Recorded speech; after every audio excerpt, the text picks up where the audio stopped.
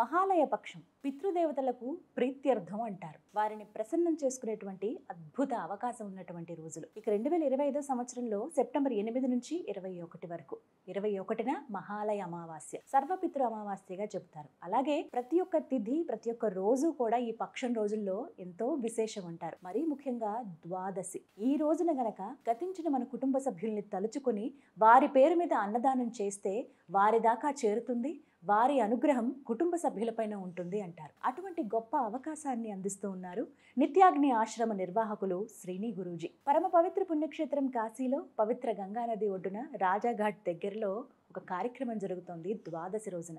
అదే అన్నదానం. వేద పండితులకు, వేద విద్యార్థులకు, బ్రాహ్మణులకు అన్నదానం, వస్త్రదానం, దక్షిణ సమర్పణ జరుగుతోంది. ఇదంతా కేవలం 1551 రూపాయలకు మాత్రమే. కేవలం ఆ రోజున ఈ అన్నదానం మాత్రమే కాదండి, తిలాహోమం కూడా జరుగుతుంది. ఎవరైతే ఈ దక్షిణ సమర్పిస్తారో వారు కర్తలుగా ఉండి వారి పెద్దల పేరు మీద ఈ కార్యక్రమాన్ని జరిపించవచ్చు. ఇక ఆలస్యం ఎందుకు? మీరు కూడా ఈ పవిత్ర పక్షంలో మీ పెద్దల పేరు మీద అన్నదానం చేయించాలనుకుంటే గనక స్క్రీన్పై కనపడుతున్న నెంబర్స్కు కాల్ చేయండి. లేకుంటే డైరెక్ట్గా మీరు nityagni.com వెబ్సైట్ ద్వారా కూడా మీ దక్షిణని సమర్పించవచ్చు.